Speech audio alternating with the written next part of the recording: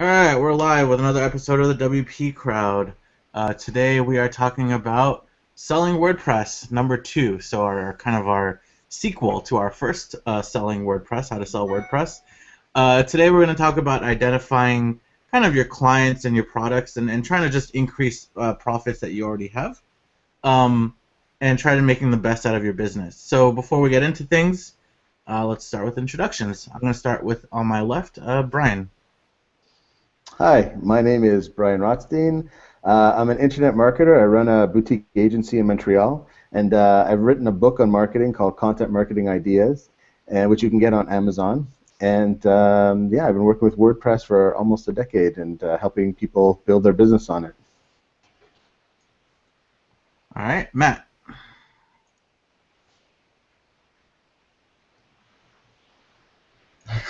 No Matt. Let's skip Matt. Let's go to Shelly. Hi, I'm Shelly Peacock. I am the owner of the Spinbird Group. We are a WordPress consultancy, and we take clients from start to finish and beyond with WordPress.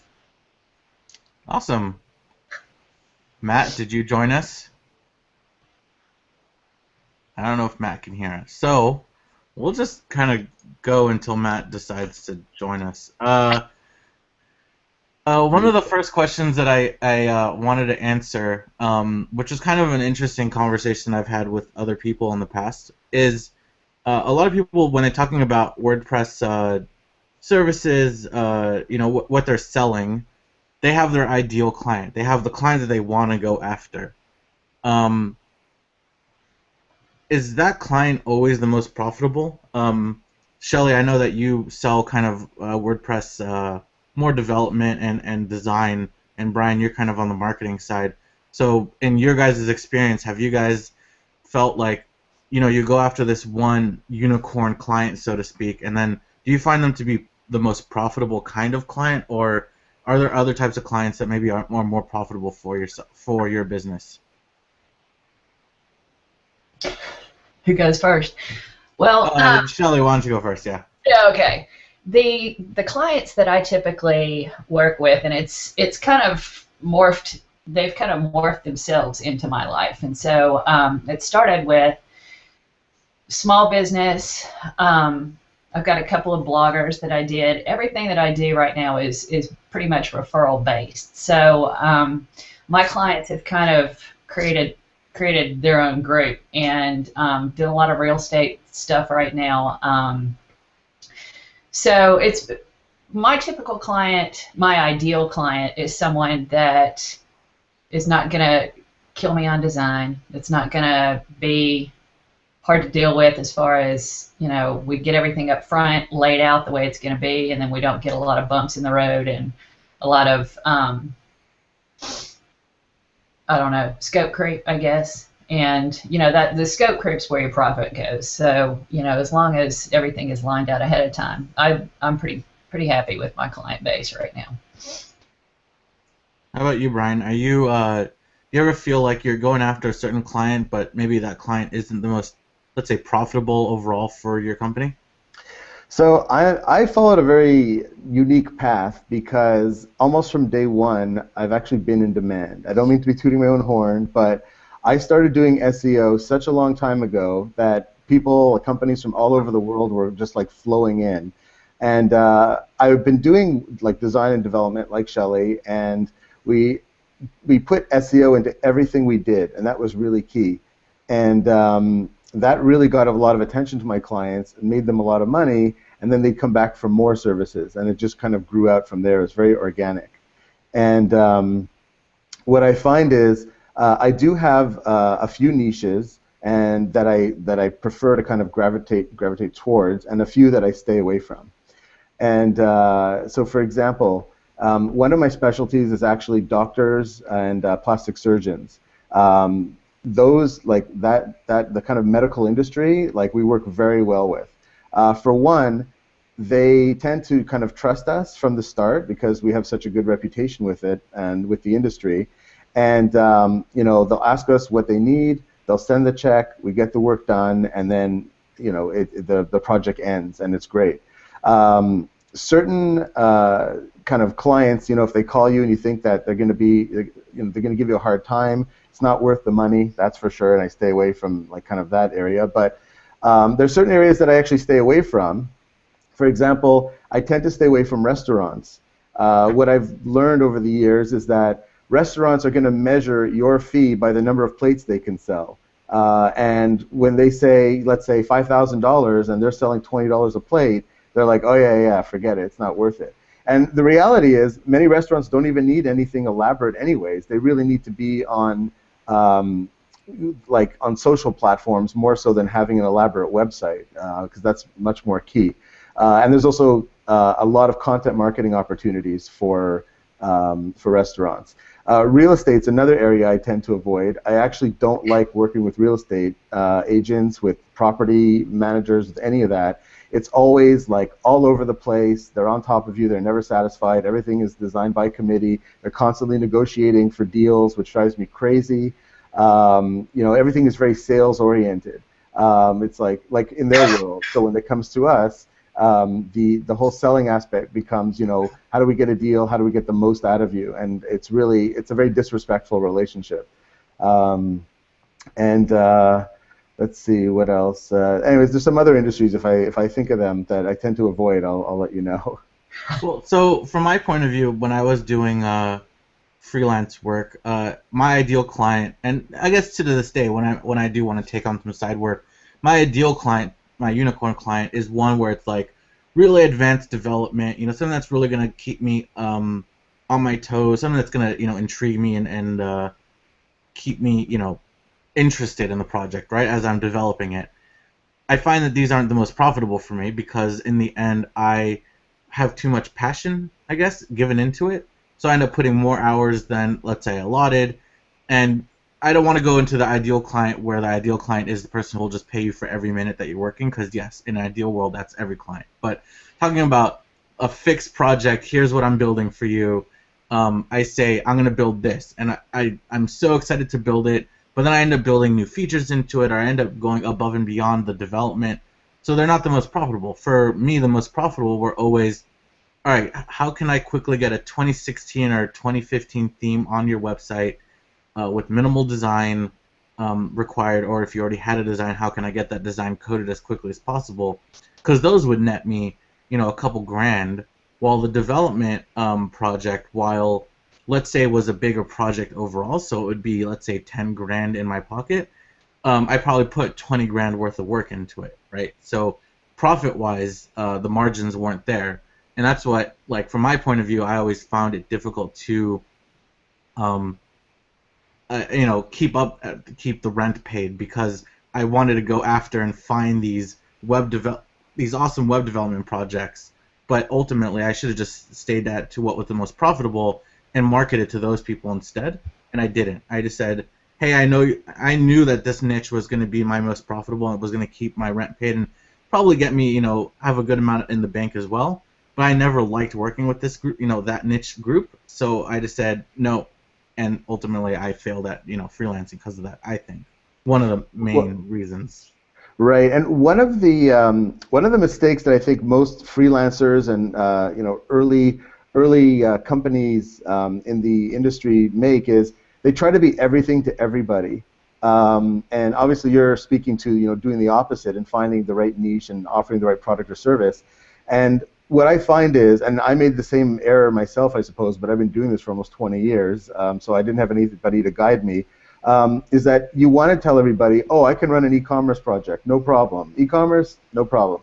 You know what? Run an e-commerce project. You'll see how complicated it is. No matter how simple you think it is, it's always a headache. I scare away almost every single person who calls for e-commerce. I tell them it's a minimum $10,000 fee. I don't care if you're selling one product or 50 products or 1,000 products. It's minimum $10,000. And I explain to them it's a lot more work than they think, getting photos for every product, pricing, figuring out shipping policies, writing specific descriptions for every product. Just everything is so much work. People don't understand. And as a freelancer or a small web company, you don't necessarily want to take that project on because it's going to be full of headaches. Now, with respect to WordPress, specifically, something else, like I used to think it was very prestigious to be able to build plugins, and we've built tons of plugins. I thought, oh, this is fantastic, except that basically we break even on every plugin because developing a plugin from scratch is a tremendous amount of work, and it costs a lot of money in terms of my programmer's time. And so, great, we've done e-commerce, we've done plugins, but now it's about back to basics. I would much rather responsify a website and spend my whole year just responsifying websites than taking on heavy programming projects like building a plugin or an e-commerce website. Yeah, and that's again, you're on the opposite end of I'd rather build out a cool plugin than necessarily responsify someone's website, and that's why you managed to pay for your house, and I had to stop and get a full-time job. Matt, are you with us? I am. Sweet. So Matt has an interesting point of view because he, unlike Shelly and Brian or myself, we sell services. Matt, your whole point is you sell products. So while Brian tried to do that, he said, it is expensive to spend the time to build a product. You guys, that's what you guys do at WordImpress for the most part. I mean, I know that you guys also have a service-based thing, but for the most part, you guys have your plugins. How do you find your ideal clients, like the people that you want to buy into your products and all the add-ons and all that? How do we actually find them? They find us typically, but they're only able to find us if we present ourselves everywhere. And to Brian's point about how expensive plugin development is, once plugin development basically reaches minimum viable product, then you start paying a bunch of money in order to get the minimum viable product to actually be paid attention to.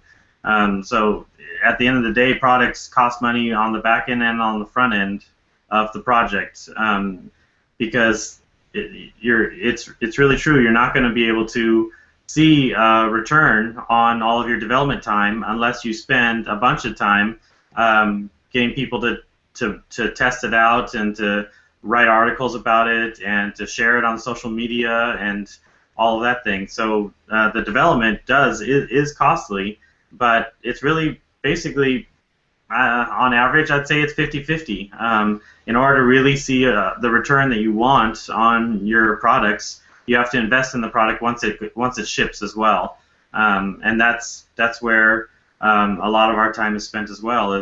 Give is our flagship product, and it's been doing really, really excellently, and it's picked up a lot of steam all on its own. But I don't think that would have happened in the first place if we hadn't been really aggressive to market with it in the first place. Does that answer your question? Yeah. So, I guess they find you. You're marketing your product. A little bit different point of view. So, going back to services, Shelly, I know that you said most of your work is kind of word of mouth. Do you find it easy to, let's say, take on a new client or say no to a client because they don't match, let's say, something that you do, or that it's not going to end up being a profitable relationship for you? Well, I've kind of changed in the last year how I do my business. Because financially I've had to, but I used to take one client at a time, and I would start to finish launch, and then the next one would be lined up, and then they would just back to back like that. What I have found is I have sped up my development process quite a bit, and so what I found is my clients don't necessarily all have the money as fast as I have their site built. So now I'm having to I take 6 at a time now. And I work them in. I just work them in, just dovetail in pieces, and like this day I do this day I do that, and it's worked out a whole lot better. It's really helped my cash flow. And as far as saying no, I'm kind of like you, Roy. I'm very, very passionate about what I do. I love what I do. To me, there's nothing that I can't do, because we got Google. So as far as typically, if I ever say no to a client, it's because there's going to be a personality conflict. And I've been in sales my whole entire life, so I'm pretty good at morphing my, I keep using that word morphing today, morphing my personality into what they need, because being in sales, I was in automotive sales, I was in salon sales, I was in lots of different, I guess, genres out there. And one thing that I found is you just got to be able to match. I match to them instead of trying to make them match to me. So very few times I've said no. The time I would say no is if I feel like they're going to be just insanely impossible to deal with. That's pretty much the only thing. So Brian, you mentioned specifically you have some niches or some general, like restaurants that you tend to not want to work with, or you just don't find it, beneficial. It ends up not being a great relationship. You are also probably mostly word of mouth referrals. So how do you handle like let's say a restaurant comes up, how do you handle either turning them away or dealing with a clientele that you just, again, that it's not going to be a profitable relationship for you and your business? Okay. Well, actually, just to be clear, there are actually a few streams or channels by which people tend to find me or my companies. If you go to Google and search certain terms like search engine experts or Montreal web design or Montreal SEO company or whatever, a whole slew of terms, we're typically in the top 10, and so we get a lot of traffic that way. And but because we've done good work for over a decade, we get a lot of referrals, like word of mouth as well, like traditional way. Plus, a lot of people now are reading my book, and they're like, "Ooh, I really like this book. I need to hire this guy." So the phone just rings nonstop. That's like a whole nother story, like we were talking about before we started recording.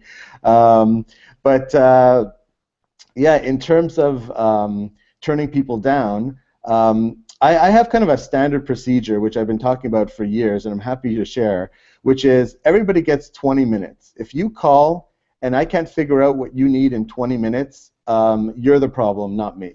Because any project that I've ever talked about, ever, no matter how complicated, can be summarized in 20 minutes.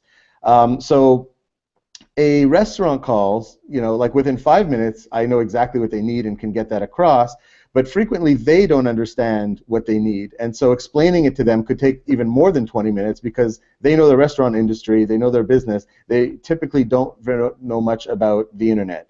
And so I just tell them, look, we'll start off with a website. A website's probably going to start like $3,000, $4,000, $5,000, $6,000, and usually those numbers alone are enough to scare them away. And I'll literally just ask them, I'll say, okay, it's a $3,000 to $5,000 range. Is that within your budget, or is that what you were expecting? And most of the time they'll be pretty honest and be like, oh yeah, that's really high. It's higher than what we thought. And I'm like, all right, well, I'll have to suggest that you look elsewhere, politely, and leave it at that. Because it's really not worth the time and effort. And also taking on clients who really don't understand what you're going to do for them and are really, really budget conscious, they're going to take a lot of your time in terms of like explanations. They're not going to understand a lot of what you do. If they don't get results the way they're kind of dreaming about, they're going to put it all in your head, and it's just not worth the effort. Getting back to what I was saying about responsifying a website, the beauty of that is, especially with my current client base, is that I don't have to wait on them for fresh content, for approvals, for anything, for very little, because I can just take what they have and rebuild it, and it's all there. The content is there, and most of the time, waiting for content could take months, even years in some cases, sadly enough. But yeah, I mean, I just make it clear. I'm very transparent, and I tell them, look, your project just isn't within the type of budget that we actually work with at this point. Sometimes I think that's where there's a lot of overlap between services and products, because in a lot of ways, what you're saying about responsifying that site is a product that you offer. You have a before and after, and it, like you said, it doesn't require a whole lot of actual client interaction, really. It probably will require some for sure, but it's in some ways it's a service as a product. I would say. Yeah. So, Brian, since you have kind of the most experience with, let's just say, services in general, whether it's, kind of a productized service or not, do you find yourself, let's say over the past decade or whatever that you've been doing it, do you find yourself molding your services to match the client base, or do you, uh, do you, is it harder to mesh yourself to your clientele, or to get your to find clientele that match your services? Is what I'm getting at. Is do I or is any WordPress developer out there who's looking for work and is maybe not having that much luck with it, but is getting a lot of interest from other areas? Do they have to mend or mold themselves, or as Shelley likes to say, morph themselves into something that matches what their clientele want, or do they just need to find the clientele that match them better? Okay, so that's a really good question, and I'll try to summarize it because there's a lot to be said for that.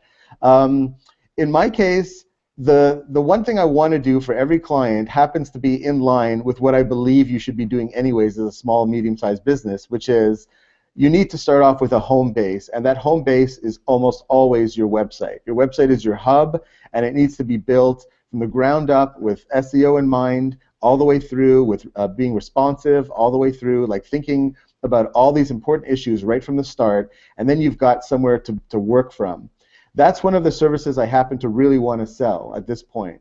Then, beyond that, clients might say, okay, well now I need some content marketing. I need, a lot of them are asking for link building, but we don't really do much of that. We can offer them that as well. It's a lot more complicated, and in some cases, I actually don't want to do it as much as building, let's say, another website for the client, which is actually works out very well for both me and the client very often, because typically what we'll do is we'll build the main website. So I'll give you an example.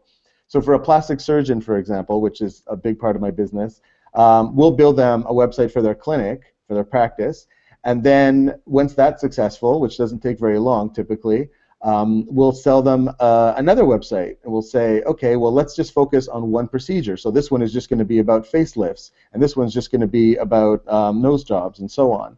And then that client now has multiple websites or touch points where people can find them. So they're expanding the net by which their potential audience, their patients or future patients can find them, and that actually really works well for them. But then they want to actually promote it. So we'll do content marketing, we'll add on pay-per-click services, and we'll build on that. Now, with respect to doing what you love versus doing of what the market is demanding, you need to find a kind of balance between those. Like, I've met people who really, really love running pay-per-click campaigns, and they promote that a lot on their website as that's really what they want to do and offer. For us, it's more like we do it well, but it's actually kind of boring to manage. It's not the most exciting thing, so we don't promote it all that much. Now, in terms of a freelancer, keeping pace with demand, a freelancer really has to keep in mind that certain skills are going to disappear, and they have to stay on top of it. So, for example, design is not as in demand as it used to be. Like fancy designs, especially with flat design being more in style over the last few years, fancy designs with gradients and shadows and all that, they were really big years ago, and you could make really fantastic websites, and then they kind of disappeared because of flat design and that the whole kind of movement of where the internet has gone.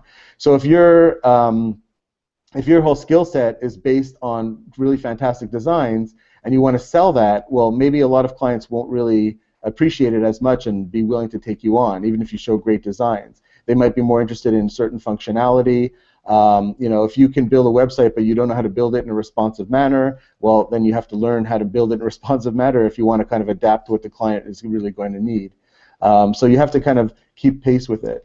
And then with WordPress, of course, the whole controversy now or discussions going on about moving from more PHP-oriented to JavaScript, and that trend about keeping up with that. You have to ask yourself, if you're running a web company or you're a freelancer, are you able to keep up with that pace, and can you offer that service to a client because a client's actually going to need it whether they know it or not? So same question to Matt, actually. Since you guys have products, do you guys find yourselves molding your products or morphing your products into something different depending because of the market, or do you still push on saying, no, we need to find people that want to buy our product as it is, and that's, they either want it or they don't want it? It's a balance between both. I actually just wrote an article called "On Plugin Expectations," which touches on this exact question. It's some people come into a plugin with really unrealistic expectations that they want it to do certain things that it's not meant to do in the first place, and in that case we really do have to push back, and because it's like scope creep with services. It's like scope creep. As soon as you start adding features that don't fulfill the core purpose of the plugin, you start to lose the identity and the purpose of the plugin or the product. But on the other hand, we have a lot of really loyal and happy and passionate users of our plugins, and when they give us feedback, that really matters. And that's one thing that I feel like has been a real big strength of our company. The way that Devin's our lead developer, and I'm community and support guy. The way that we interact in terms of enhancing our current products and thinking about additional products that we want to build out, the way that I'm able to take community feedback and support tickets and say, hey, this is actually a really legitimate issue or a really, really good idea that I think we should talk about and consider, and that feedback really influences the way that we develop strongly. So there's two sides of it, and both of those are important. You can't have your plugin lose focus, but at the same time, getting that vested interest feedback from your community of users is just gold, and having that influence the future development of your product is really important. How about you, Shelly? Have you ever had to, change up a little bit because you noticed your referral clientele are just, not matching up succinctly to what you were offering? Not really, but I am pushing, for 2016, I'm really pushing a lot of education myself. I have learned a lot just by implementation, but the JavaScript I really want to get into this year. That's kind of going to be my hobby, I guess, for a while. So my biggest issue, and it's like what Matt said, you end up going, oh well, your site could also do this, and let's add this in, and so I end up overshooting and creating my own scope creep sometimes. So that's one thing that I have to watch. Yeah, but for the most part, you're kind of rolling with the punches. You kind of just say, well, if client wants this, I'm just going to bend over and just kind of do it. Whether it's, assumingly it's part of the scope, so that you're getting paid for it, but you're not saying, no, I don't offer this service at all. This is not something I do. No, there's nothing. There's pretty much, other than pay-per-click, I would refer that out. SEO, I know enough about to get them started, then I would refer that out as well. So, what I do is I set up their keywords in the beginning, and then, if they want more than that, then they can, I've got several people that I refer stuff out to, so. Yeah, I used to do the same thing with my website, or with my clientele. I'd offer kind of a full service package of, let me build you out a website, and I'll do the SEO on a monthly retainer. But it's never enough, especially if you don't have a good team behind you or with you. I think SEO is a little bit more difficult. I was outsourcing a lot of work back then. So, and as Brian said, I don't notice it so much anymore, but back, 5 years or so, backlinking was like the huge thing. Like, they didn't really care about my, clientele wouldn't come to me and say, hey, my website's not SEO friendly. They'd be like, how many backlinks can you get me? Referenced by Google every month, and that's all they cared about. And they didn't want to spend any money on it, but that's all they really cared about. How many backlinks can I get? Because that's good for SEO, right? Not Yeah, really it would be how many backlinks and what's my PR. yeah. How many people? My page rank's got to be as high as possible. That's all they would care about for a while there. Yeah, and they'd all install like the stupid little like Chrome extension that had a little like meter at the bottom, and they'd want to see it green, and they wanted to see it all the way, and I'm just like, this doesn't really matter that much, and I'm happy that's kind of gone by the wayside, and that Google's algorithm has changed quite a bit, and for better or worse, it is it is a little bit different nowadays. I still don't do SEO. I will set it up for SEO any clientele I work with. Obviously, my ideal clients are still small web development, like heavy development, not even full builds that much. That's where I'm at today. I have a full-time job, so I don't really have to. I mean, the rent's getting paid anyway. So for now, that's where I'm at. I think that's all we have the time for today. I hope we answered everyone's questions that have asked me about sales and stuff. I know, being a freelancer is not easy. We try to cover as much as we can here in the past few episodes, along with a couple of other episodes that we've had. I would like to get Matt on more and kind of start another trend of talking about product marketing. I think it's also very interesting, as well as an SEO discussion. Because Brian, you brought up something, the whole like building out another website. That's a whole nother conversation that I actually kind of want to have, but not for today. So thank you guys for joining us. It's been an awesome time. Join us again next week. I don't know what we'll be talking about yet, but I will let you know next week. Thank you guys. I'll see you later. Thank you. Bye. Thanks, Roy.